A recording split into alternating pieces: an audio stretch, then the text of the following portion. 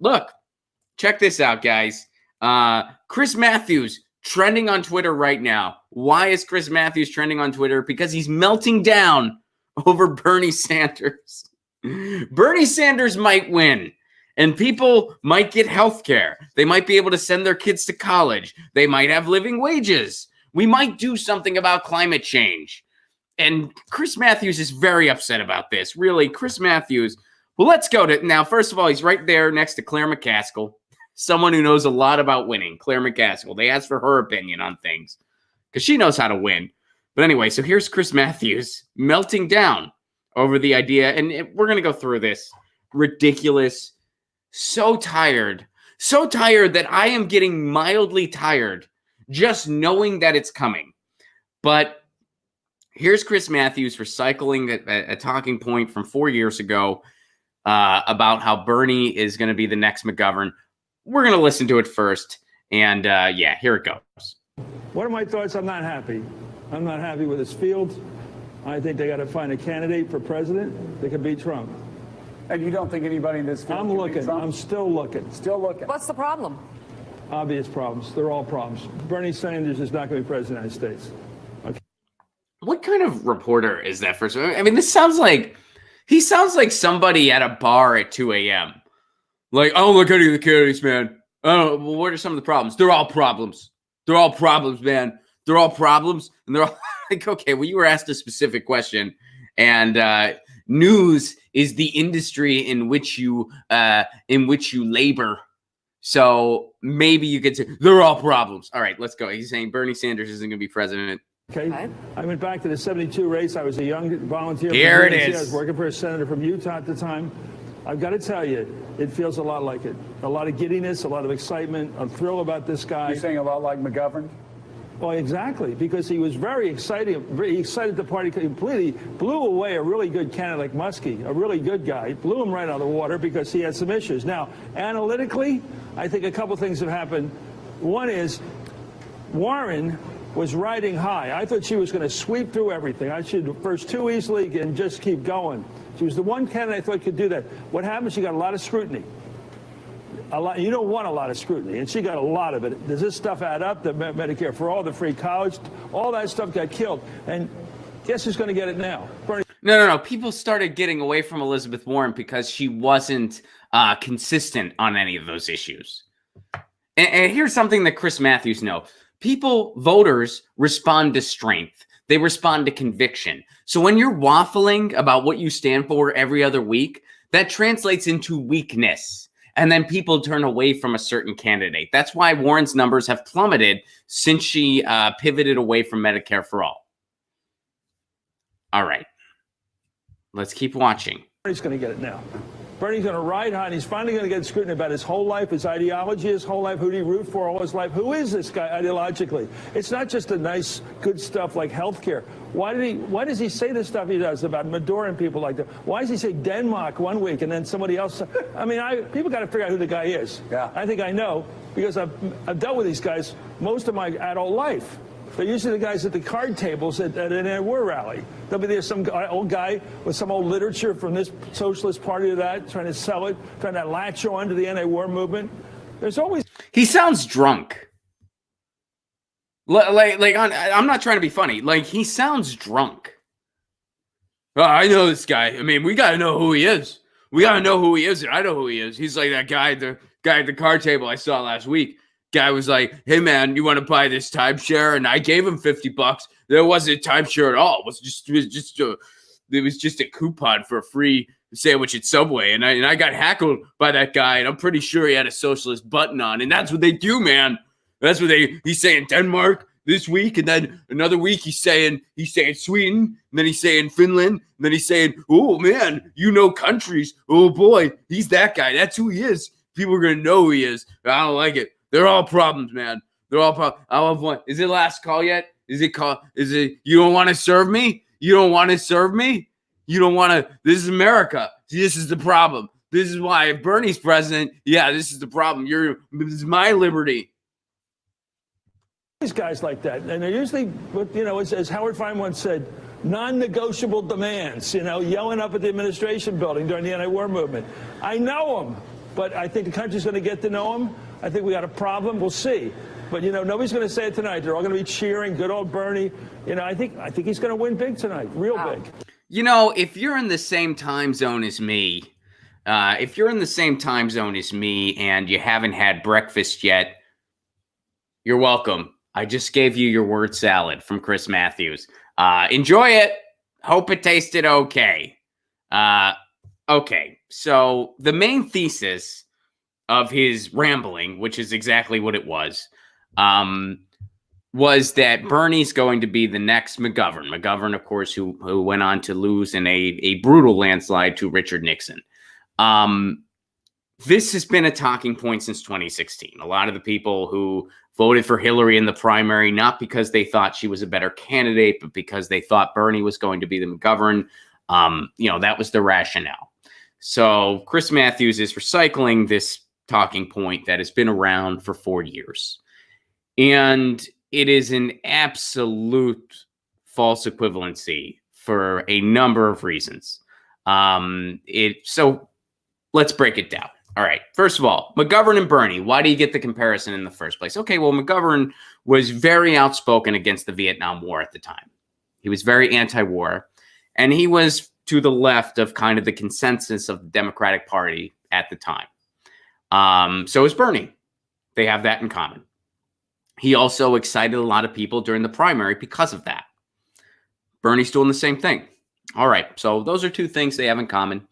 And that's where you get the comparison. Those two things that they have in common. They're exciting people, and they're to the left of the Democratic Party for the most part. Well, back then, the Democratic Party wasn't the fringe right party it is now. So, you know, Bernie's far to the left of the Democratic establishment, whereas McGovern, you know, probably not quite as much as far as the Overton window is concerned. But those are the two things they have in common. All right, cool. And that's pretty much where it ends. So here's why it's absolutely ridiculous to compare Bernie to McGovern, or to imply that Bernie would be the next McGovern. So first of all, let's look at the opposition. Part of the reason McGovern lost the way he did was not because he was too far left. It was because the opposition, Richard Nixon. Now, I know it's sometimes hard to recall this because of what Richard Nixon went on to become. But in 1972, Richard Nixon was very popular. He was popular across the aisle, too. There was a group called Democrats for Richard Nixon, as a matter of fact, that consisted of some elected officials. He was a very popular politician, and also the Vietnam War was going on. We'll get to that in a second. But so when you're saying that Bernie's going to be the next McGovern, you're implying that Donald Trump has the popularity and political astuteness of Richard Nixon, which is just overwhelmingly not the case. I mean, first of all, Donald Trump was never that popular in comparison, compared to Richard Nixon. Donald Trump, keep in mind, didn't even win the popular vote in 2016. Hillary Clinton did. He's not a very popular president. His numbers have never been all that high. And he does not have the political savvy of a Richard Nixon in 1972. He knows PR, sure. And keep in mind, when I say this, don't get me wrong, I'm not implying that Trump's guaranteed to lose. I'm not implying that at all. In fact, I think if the candidate's not Bernie Sanders, Trump wins again. But the fact that Trump is that competitive of a contender is not a reflection on Trump's strength as a candidate. It's a reflection on how weak the opposition is. So that's one stark difference there. I mean, do you really think, keep in mind, Nixon won everything except for D.C. and Massachusetts. Do you really think, even if, like, let's just say for hypothetical, and just being strictly objective here, let's say the nominee is Joe Biden. Joe Biden, the worst nominee. Let's say it's Joe Biden. Even in that scenario, do you really think Donald Trump would win California? Or Donald Trump would win New York? Do you really think that would happen? Even if the Democrats put up the weakest nominee imaginable. Do you really think? I don't. So right there, there's a false equivalency right there. Because Trump and Nixon, there's no way. It's actually, in many ways, quite the opposite. Nixon was a machine at that point, which brings us to our next point, the Vietnam War. The Vietnam War was a huge international conflict on the top of people's minds. And the country was very divided because of that. A lot of people were responding to McGovern because of how against the war he was. People were responding to that message. Of course, there was a huge anti-war movement. But they were also kind of looking for leadership. And when you have a popular incumbent during a time of international conflict, it's really hard to beat that popular incumbent, no matter who you are. So Nixon also had that working in his favor. Despite opposition to the war, the fact that he was a popular incumbent and people were trusting in his leadership in a very divided country. So we don't have something, the equivalent of that going on right now. We still have conflict. We're still at war, obviously. But we don't have a Vietnam in people's faces, big conflict going on in comparison. The closest we have is Iraq, and this isn't 2004. So, or the closest we had, rather, Iraq, and this isn't 2004. So right there, those are two very glaring differences. Just looking at the state of the world and looking at the opposition, two very glaring differences that make this McGovern-Bernie analogy a huge false equivalency. And it has been for years. Another thing here, look at the kind of overall general consensus of the populace. Donald Trump blew up the GOP, and people liked him for it. Why did they like him for it? Because we live in an anti-establishment time. Back then, comparatively speaking, it was not an anti-establishment time. Now, there was a huge anti-establishment movement. There were the hippies. There was the war protests. There was the counterculture. And I'm not trying to diminish any of that. In fact, I celebrate all that stuff. I love a lot of the music. I love a lot of the literature. I'm glad that that Vietnam was stopped, obviously. I celebrate all that stuff. But I'm just saying the consensus amidst the general American, we're in a heavy anti-establishment time. Whereas back then, you had huge union membership. And unions were supported by Democrats and Republicans in many cases. There were pro-union Republicans out there. Unions would endorse Republicans, and working class was generally Democrat with some crossover. And when did the crossover happen? When you had somebody as overwhelmingly popular as Richard Nixon was at the time.